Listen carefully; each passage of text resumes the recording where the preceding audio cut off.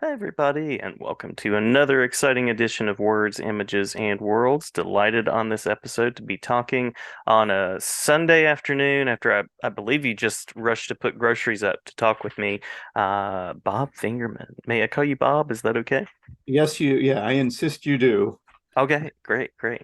I'll mention a couple of titles here that I recommend folks check out, being Dottie's Inferno, nice clever wordplay there. We have Pariah, which is one of your seminal recurring works. You worked on Teenage Mutant Ninja Turtles, of all Yeah, things, way back when, way back when. Yeah, uh, literally 30 years ago. So yeah, yeah, yeah, been a yeah. while. Yeah. Minimum Wage being another Mhm. one of the books that people might know you for, and Bloodsucker as well. Oh my God. Yeah. Yeah. Well, you've been creating for a while. You've been creating for a while. And I started with one of the more recent ones, I believe, with Dottie's Inferno. Yeah. So nice, clever play there on the Divine Comedy. Appreciate that very much. The Yeah, English teacher in me. that's a tough slog to, no matter what the translation, that's a tough slog to get through. And I Mm-hmm. will confess, never been able being able to get through Purgatory or Paradise, but I have Yeah. at least read the Inferno in a couple of different translations, and it's still always a bit of a slog. But there's a lot of good stuff in there. Mm-hmm. Mm-hmm. So I like to think there are little nods here and there. Even in a book as silly as Dottie's Inferno, there are a little nod here and there Oh, to the source material. So oh yeah, absolutely, absolutely. You clearly have a connection to literature, to the written word, and to visuals as well. So this is kind of the origin question of what it is about authoring that has attracted your attention and energy. well, I don't know. I mean, I think it's nature and nurture in equal amounts. Both my parents were avid readers. Hmm. Um, my dad leaning heavily into, the kind of literature that, I'll be perfectly honest, I didn't embrace, because he read a lot of classic literature as well as pop literature and so forth and so on. But I'm not particularly well versed in the classics, much to his chagrin. My mom was a little bit more, I think, a pop reader. She read a lot of genre fiction and stuff like that. So I just grew up around books. So I think it was kind of in the cards for me to either completely despise them and turn away from them in some kind of, misguided rebellion, or embrace them. So I'm kind of grateful I embraced what was around me. Yeah, yeah. Literally, quite literally around you now too, as I'm Yeah. noticing your shelf space. And we were talking about libraries and such just before I signed in. And I believe most of the books that I carry around with me are digital nowadays, just because of the ease of travel and things like that. But you also compose in the world of the visual, and Fantagraphics being one of the publishers that you've worked with. So curious about what comics or visuals allow you to do in telling the stories that you want to tell.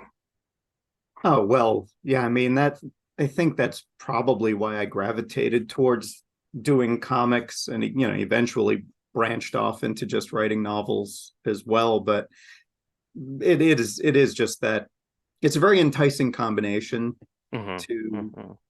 let, I mean, well, for one thing, I started off drawing. I mean, before I could read, I was already drawing. So when I discovered comics, it was a pretty natural thing to gravitate toward. And I always wanted to be a storyteller. So yeah, I mean, to me, it was just the right fusion of things, Hmm. getting to draw. Plus, also, I mean, since, I would say probably in aggregate, I lean towards humor. And Hmm. there's just something about being able to draw where, if you draw a little funny and all that, it kind of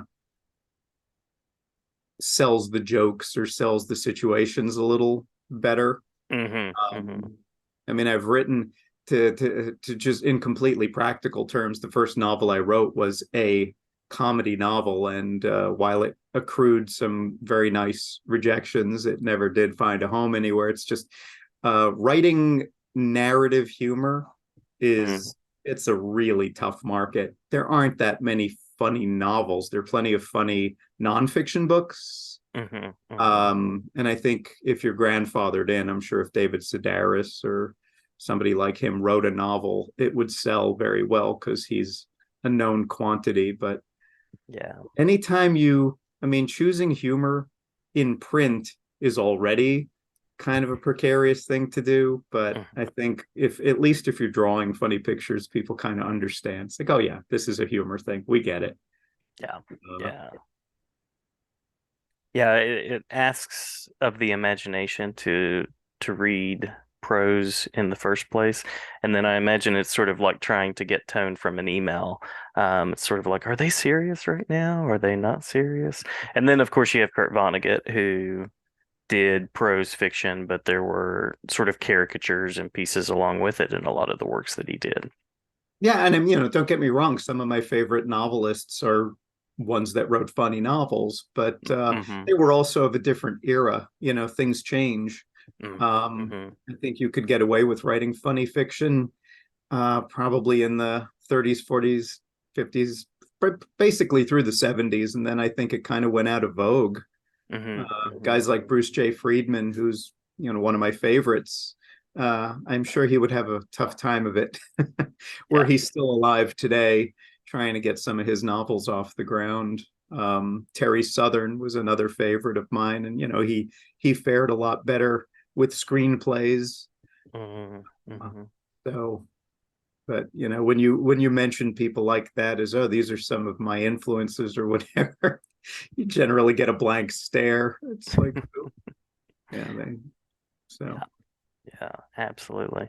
Um, so you sort of you write humor, but you also write about folks making their way in the world in very many ways, thinking about pariah and just sort of making sense of society. And I can't help but bring up in my mind, I just watched the SNL recent episode where Pete Davidson is hosting, and he's Mhm. talking about how we use humor to sort of make sense of tragedy sometimes, and it's sort of the only way to move forward. So, just curious about this is a long intro to a question. Um, what you hope readers take from your work. Ah, I I don't I don't think I have particularly lofty hopes. I really just want to entertain. hmm Um, to me, if someone's been entertained, that's first and foremost. If they got some laughs, that's great. Um, if there's any depth or lingering things people can kind of latch onto, I'm very glad of that. But I don't think that's my first intention. It's more, I think, maybe more a consequence of successfully telling the story I want to tell. But I think if I set myself up for any kind of like, well, definitely not message. I'm not a message guy. hmm hmm Um, I want things to, with the exception of something like Dottie's Inferno, which is first and foremost a humor thing, but something like Minimum Wage, where it was, a bit autobiographical. That's hmm disingenuous. It was fairly autobiographical. Um, I hope by portraying stuff with a level of truth, might be guarded, and massaged for the sake of story and that kind of thing, but it's got its feet firmly planted in reality. If people connect with that in a personal way, I mean, over the years, a lot of people said to me about Minimum Wage, it's like, how did you draw my life? And hmm that's a nice feeling, where people really can kind of connect with the experience and on some kind of meaningful level. But I think if I set that as a goal, I would have been setting myself up for failure. hmm I hmm would have I would have become far too self-conscious. Yeah. Like, Yeah. oh, I'm going to do something important. Well, I think already you're on too narcissistic a path there. This book will change the world. Yeah. Yeah, I don't have any ambitions of doing the great American anything. Uh, it's I'll leave that to bigger brains than mine. Well, I think that's a really smart and reflective way to be, especially thinking about folks that create that a great American, whatever it happens to be, and then have to find a way to follow it up, which is Yeah, its own yeah. thing. And, I mean, there are definitely some other authors whose work I've read who I think absolutely had not only had that in mind, but once they got a taste of it, it was like, I'm going to write an even better, like somebody like Philip Roth. I really Hmm. went through a Philip Roth period, and eventually I kind of hit a wall with it. For a guy who wrote great books, he was really prolific. I'll say that. He didn't Yeah, spend years between books. It's like, man, how do you grind them out? And they're really good and they're really intense and so forth. But that is too much of a burden, way yeah. too much of a burden. Um, you know, my dad, he had aspirations to, writing novels, and he did sell one, but he never completed it. Like Hmm. he, which I know was a big source of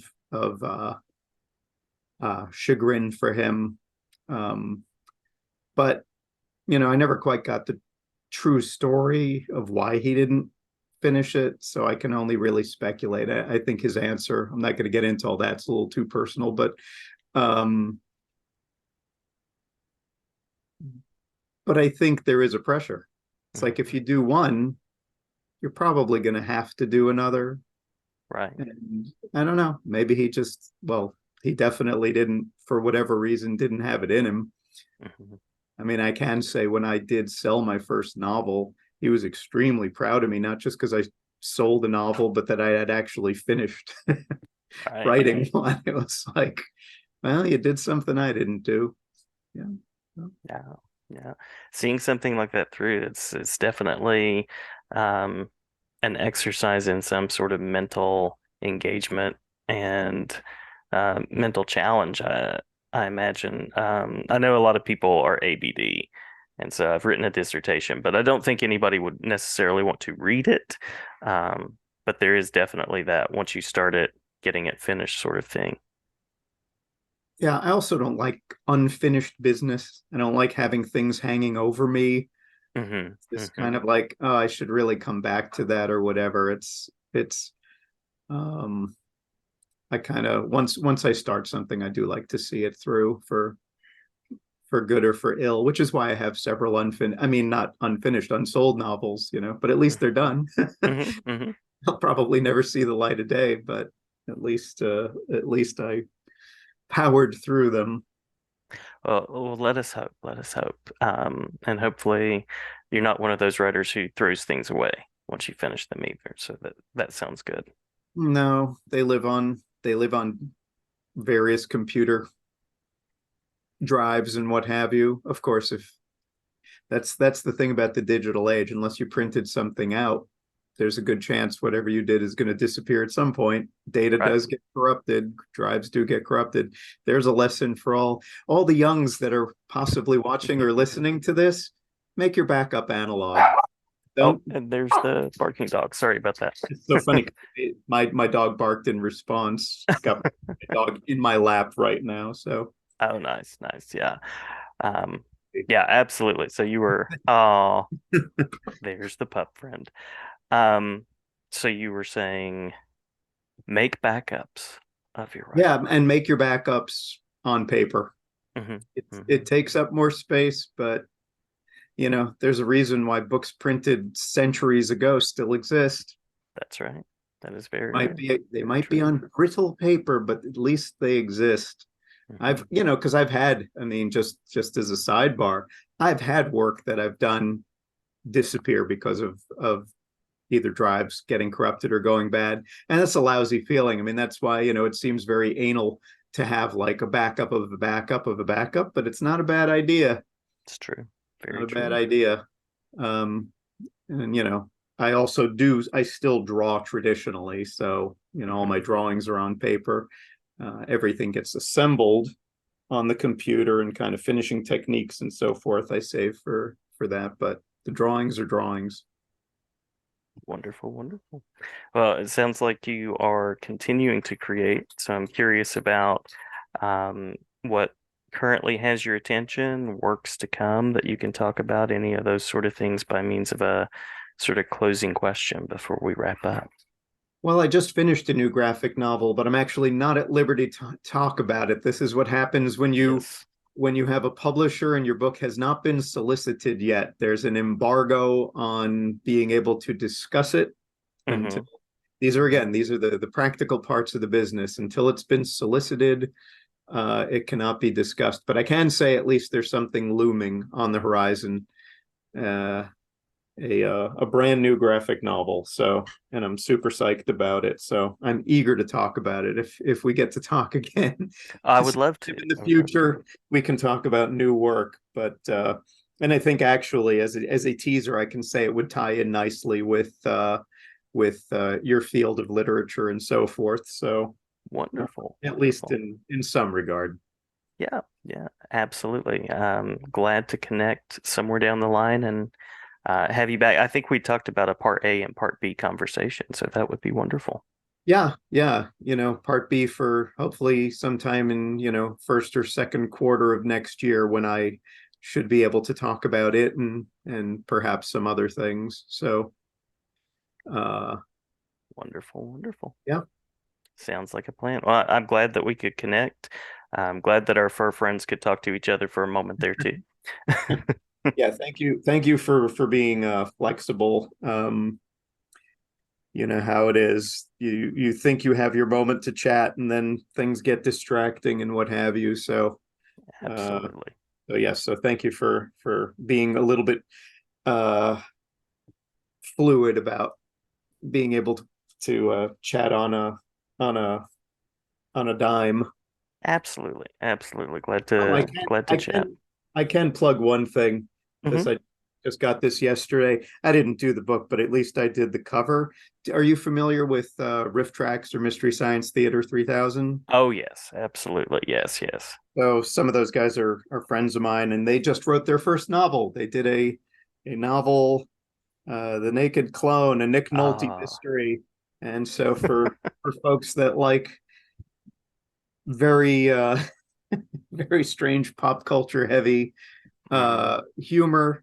It's I guess the term would be an exquisite corpse where one person does one part and then the next person picks it up and they write their part and so forth and so on. So Hmm.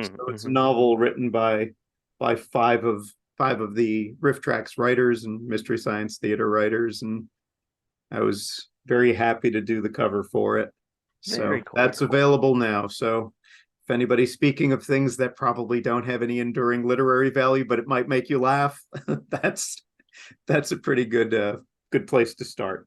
Comedy is hard. So yeah, Comedy is yeah. hard. Yes. Uh, Yes, that's right. Appreciation for that. Dying is easy. Dying is easy. Comedy is hard. That's right. That is right. Well, looking forward to checking that out and looking forward to talking again sometime in the near future. Sounds great. Thank you, Jason. Thanks so much.